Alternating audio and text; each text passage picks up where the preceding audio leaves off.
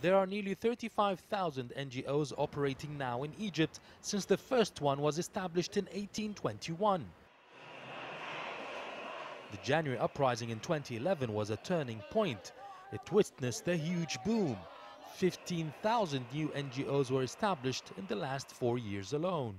After January 2011, there was a relative opening of the public sphere, and there was a lot of pressure from the street and from the ongoing demonstrations and from the different and various actors that came up to the scene right after the revolution. And this is basically why the state felt a lot of pressure to sort of allow more room for non-governmental organizations to work in Egypt. It's not that the state was absent, it is basically that the pressure on the state was quite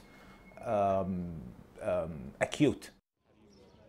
Most of the organizations work in charity and welfare services to the poor and needy areas.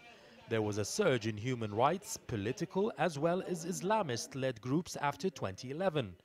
In 2014, the government began a crackdown on these organizations and most were closed down.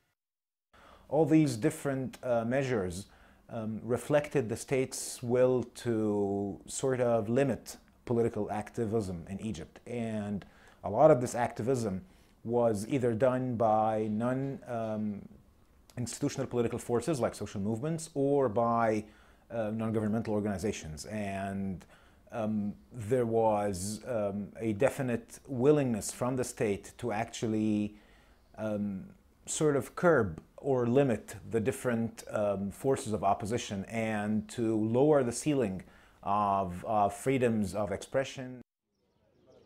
Authorities accused these organizations of supporting terrorism and being a tool for foreign powers inside Egypt. The government exercised its legal powers to monitor and freeze foreign funding for NGOs. The government can even reject the appointment of board members and any activities by the civil society groups. Specifically the ones that were working with political powers, with political parties, with social movements, working in activities related to elections. A lot of them changed their main focus and started working on cultural issues, artistic issues even, or some of them simply disappeared. What is required is actually taking the political content out of supervising NGOs. Political supervision of non-governmental organizations should not be allowed, and also constant interference of the final product of the work should not be allowed as well. You can interfere in the legal mechanics of their existence, but not in the final outcome of their production. There seems to be a long way for rights groups to be allowed to work effectively here. As one legal activist said, we waste a lot of our efforts trying to protect ourselves from authorities rather than protect the underprivileged. Yasser Hakim for CCTV, Cairo.